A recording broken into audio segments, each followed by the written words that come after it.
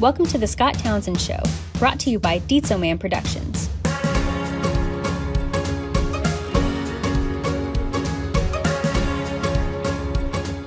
Hello everybody, welcome to the Scott Townsend Show, and today we have with us Angie Jordan. Angie Jordan is a caricaturist. Let me go over her bio here real quickly. She's a multi-award winning artist and author, has traveled the world for more than a decade, entertaining companies and celebrities with her live digital caricatures. Angie has been brought in to entertain for actress Sophia Vergara, is that right? Yep.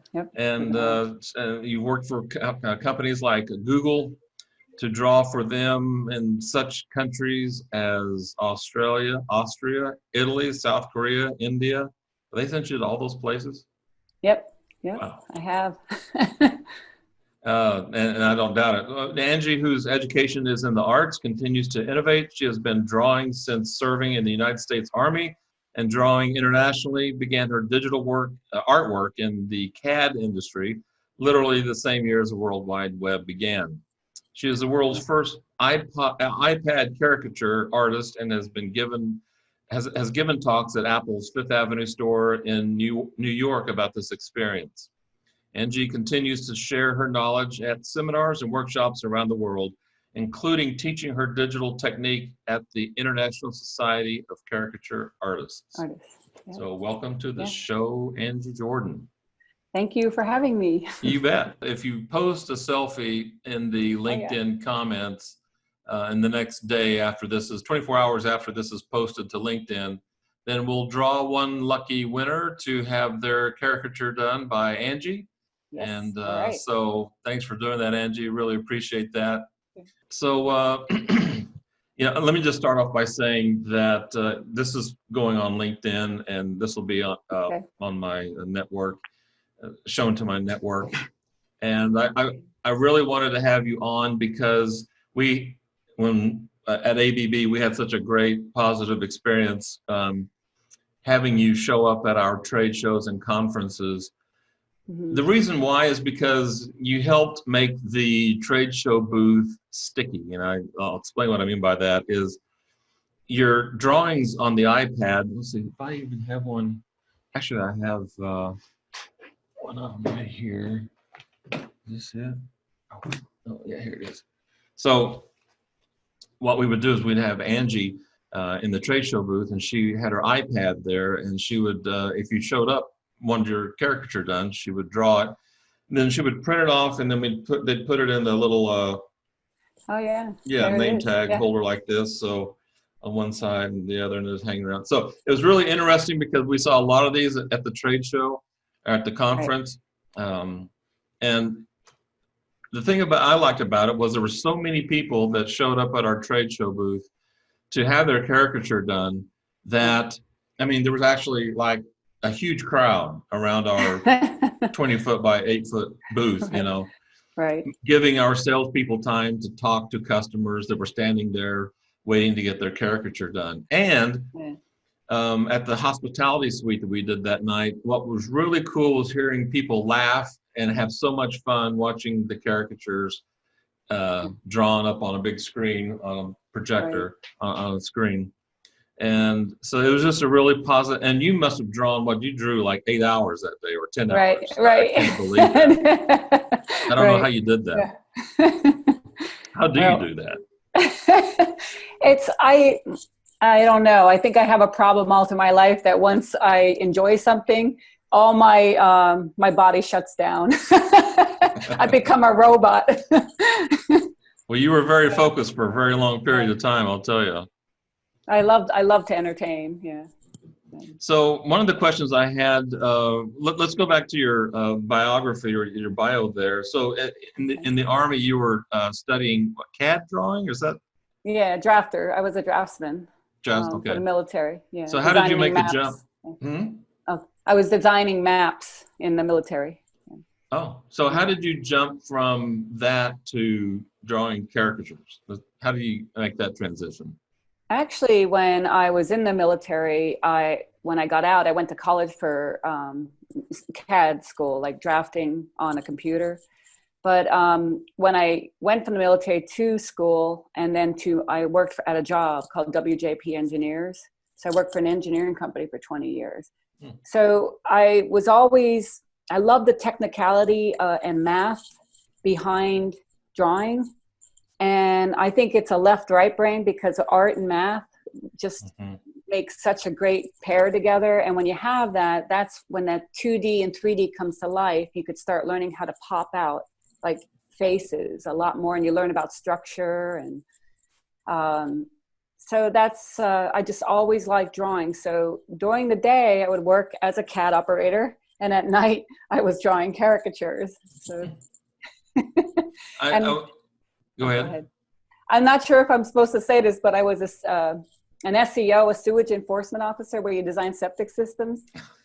So at night, when I drew caricatures, and day doing septic systems, my husband gave me the name Shits and Giggles. So that's great. Yeah. You know, I was in studying and getting ready for this interview. I looked up a few articles on caricature, and you're right. One of the things they mentioned was building with shapes. Yeah. When you're drawing the body and the face and whatnot, starting off with very basic shapes. Right. Oh, and by the way, before I forget, so Angie was kind enough to do up a logo for the Scott Townsend show. So there's that. Yeah. Thank you very much. Thank you. That was awesome. You're welcome. When you draw caricatures, it's like an economy of lines, so to speak. Right. How do you pull out, with a very minimum amount of lines? That's the hardest part to do too. Is it? Well, when you start out as a caricaturist, you're learning about shapes and where your angles go. But at the same time, the only way I can describe turning somebody into a caricature is, it's called the balloon effect, where all your air goes into the biggest space on somebody's face, whether it's their eyes or their nose or their cheeks. And when you push all that air, when you grab a balloon, you push all that air, you're taking away air from the smallest space. So that's the big key. So you have to focus on what that person has, whether it's a big forehead. And the more you pump all that air into that big thing on that person's face, the funnier it is. And of course, you're kind of going like very, very exaggerate, like some people do. There's artists who don't exaggerate as much, and there's ones who really exaggerate. So, and the rest is up to shapes, lines, and anatomy. So, and composition. Composition's important, like balance. Right. And So that's what makes people better than others, is the composition, the balance, and the line weight. Yeah. Balance and line weight. See, and so I consider myself an artist, although I can draw. Yeah, I can draw. But I have a great appreciation for art, for artists. I'm a big Disney fan. You can't tell. And so, hang on a second.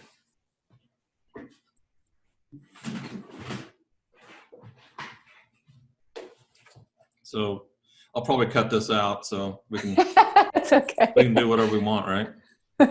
But I do have a Disney drawing here from Pete Emsley.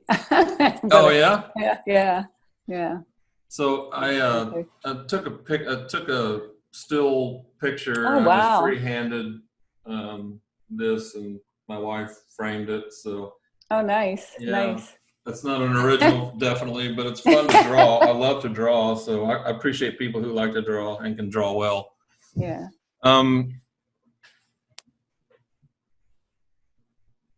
Who are the people that you look to for inspiration in character drawing? It's the famous people, of course, that are not here anymore, like Hirschfeld. I studied him at one time, and I didn't understand what was so great about him until I studied his work and saw the flow, how the shape goes right into the hands, and the balance of it. It just was fantastic, and how many people he upset in his life drawing. Like celebrities like Barbra Streisand got upset over his drawings, but to us, we love that way of looking at somebody and just knowing where to put the lines, and at a minimal, like I think the ones that are that could take the least amount of lines and make it look like somebody is really hard to do. That's like your goal, you know. And it's a lot of thought process. But most of the artists at the International Caricature Society, we have a competition every year. So when I go there, I meet people from all over the world, in Japan, and we compete, and it just brings out like the energy in the room and all the creativity, and you learn from each other just by watching and the amazing artwork that goes on the wall. And it could be really, really funny, or just the line quality of the color, and we're just inspired by it all. So, I mean, I have to say, Steven Silver's one of my guys that I studied with, and Tom Richmond from Mad Magazine. So, Mad Magazine, known for their yes. caricatures. Yep. Yes. Yeah. Speaking of offending people, do you know of anybody that's ever been upset with one of your?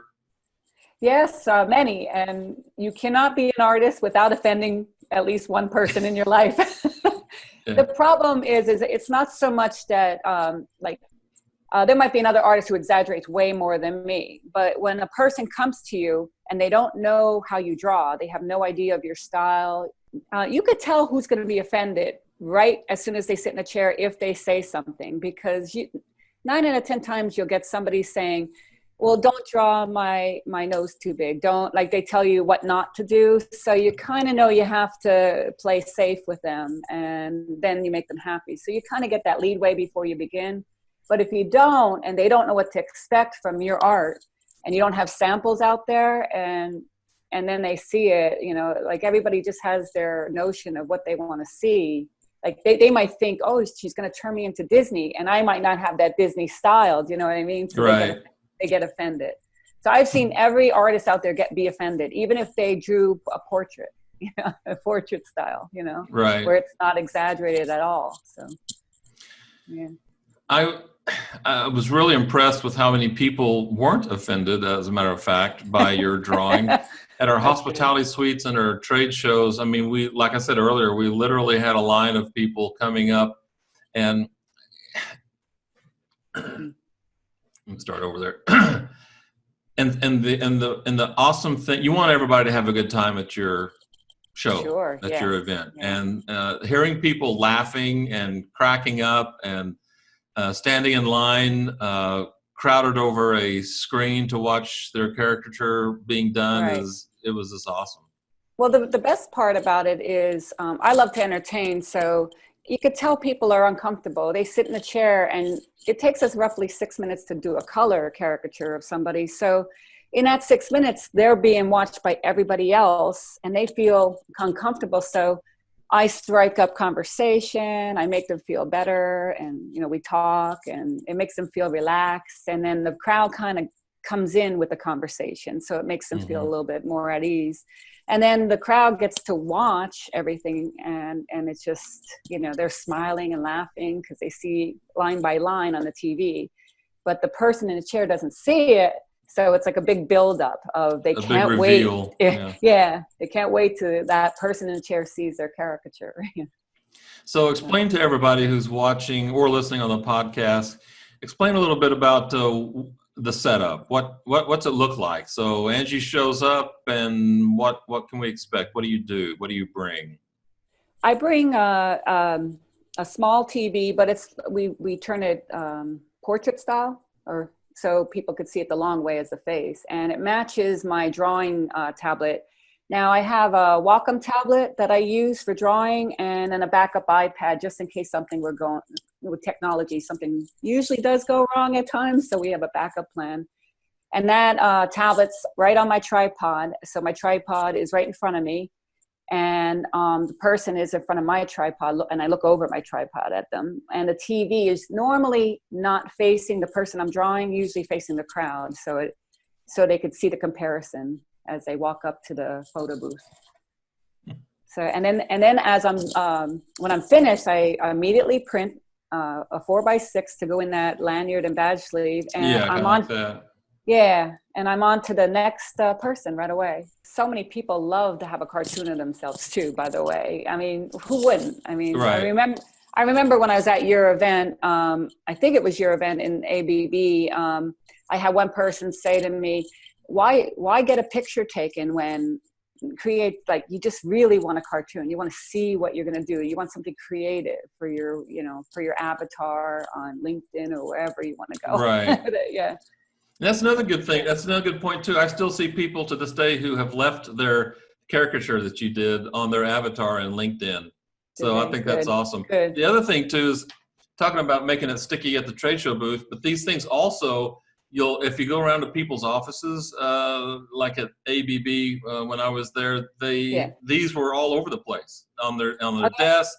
They don't throw it away, you know? Did they download their digital file, which is free, on their website? I'm sure some of them did. And then they can make more prints or even T-shirts or mugs for themselves, you know? That's how I see it. That's a good idea. I hadn't thought of that. See, now with your caricature there at your show, you could print on a little, like, you know, have it embroidered right there in the corner. Yeah, that's a great idea. Yeah. Or have a coffee mug, you know.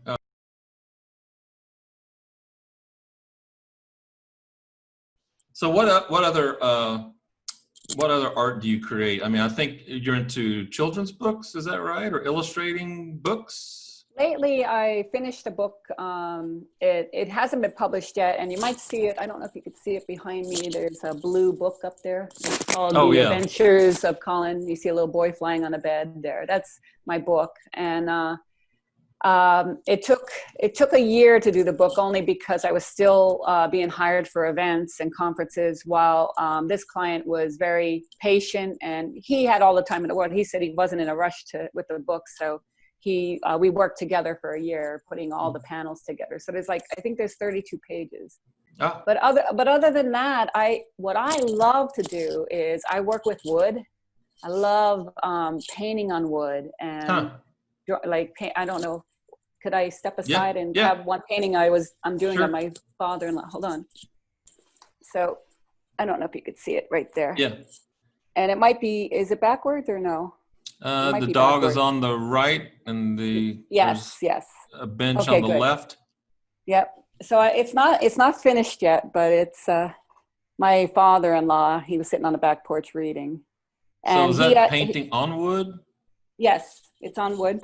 Yeah. And I got an old piece of wood and I painted over it. So this is one, and my father has dementia, so I wanted to do something, you know. And he always used to sit in the back reading. So. Oh, that's very good. Yeah. That's awesome. So that's one, and I use acrylics on it. And sometimes I make homemade bowls. I don't have one here with me, but they were given as gifts. And I also do caricatures.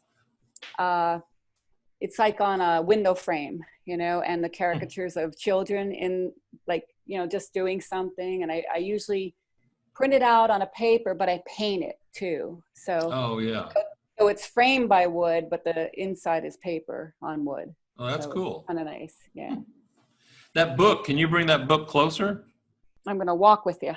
Oh, okay. There we go. So we're inside Angie's studio here. Adventures. Yep. Oh, that's cool. That's so great. Yes. That's great. Put this down carefully so you can see it. Yeah. Okay. Yeah, and so this is the book, and let me see if I can open it up a little bit, because it's a little stiff, but you can see other pages in here, like horses. Let's see if we could find a really cool page, and colors and the text. So he would write it and you would draw it. Well, here we go. Here's my client would tell me what he wanted in each panel. So he would say, I want a king and queen and a baby showing. And he would tell me how he wanted the bed too, because he pictured the bed to be just like that, as a flying bed. Because at first I thought he wanted a canopy because of the old style, but he said, no, I want it without the canopy. And so we go over things, you know. Sometimes I'll create it, he'll look at it and make a minor change or two. And then we finish each panel as we go. You know, one of the other things that COVID has this COVID virus has really stopped us from doing a lot of things, but it's also created some, for those who are creative, it's also created some unique opportunities. And so why don't you talk a little bit about virtual caricatures? What's that all about? When this COVID hit, I thought, how am I going to get all these events? They were just canceling and moving them to the next month and waiting it out. And then that's when everybody was on Zoom, and we had Zoom meetings, and that's when we thought we could draw, live on Zoom. So I had a college in Maine actually reach out to me and ask me, am I doing caricatures on Zoom? And I said, I am now. So we set it up for 3 hours, and he told everybody about me. And they came in slowly, which was good, because it started out a little slow, but as I drew one person, they told another, and they started to come in the Zoom meetings. And so they watched me, and I drew for 3 hours. I even drew somebody's dog while they were waiting for the next person. So it was nice. So how does that work? You sit in a meeting kind of like this, and then you just draw like from just. Yeah, the good part about the Zoom meeting is when you have your camera on you and what you want to see, sometimes people move around, or it's a dark. I asked the person to try to get into the light so I could see them. If I have difficulty drawing somebody that's moving, I could do a screen capture and just draw them. And they don't even know I'm drawing from the screen capture, but it helps me if someone's just moving too much or whatever. But the good news is everybody's there. They're all chatting. They're having a good time in the room while I'm drawing and watching me. So right. At the beginning of the bio, I mentioned Sophia Vergara. Can you talk about that experience a little bit? Yes, I was contacted by an agent and by phone, and she asked me that she had a fashion lady that she couldn't say the name unless I signed a disclosure, an NDA, but she was looking for me to come into New York and draw at the event because it was a high-end event, and it was going to be TV there and everything. And so I signed this paper, and then she told me Sophia Vergara, and at the time I kind of scratched my head because I didn't really know her well. I kind of said, is that the Xfinity lady? Because she did the commercials there. But then I start to see Modern Family, and she's on there as the Spanish lady. So, but anyway, I created like all these posters of her. She has a fashion wear, and she works in Kmart, like with the Kmart line. So I drew all these outfits of her, and my job was to come to the event and draw people there, like the VIP people. And I can only draw them wearing her outfit, so it had to be women. So when I got there, she arrived, and I had no idea my posters were blown up all over the room, and like all over, and she was signing her name on my caricature, like to hand out to everybody. That's great. So yeah, she met me, but I was right in front of the green room. Every time she came out, she saw me drawing, and she would laugh, and so she was really nice in person and great. And I got pictures with her, and then it went to the New York Post, and I got the picture there, and then it went to the Us magazine. My caricature went right there. She was taken with my caricature. So here's I'm going to post a picture here of that caricature. If you look on your screen, you'll be able to see that caricature. Yeah, it's a really great picture of Sophia. I remember seeing that earlier when we first started talking to you about working with ABB. Well, Angie, I appreciate your time. Thanks for visiting with us. So this is Scott Townsend with the Scott Townsend Show, and if you would like to subscribe to our YouTube channel, we invite you to do so. Share, like, make comments on LinkedIn. So until next time, this is Scott Townsend. Talk to you later. Boom. That was great. Yeah, so that was a lot of fun. I enjoyed that.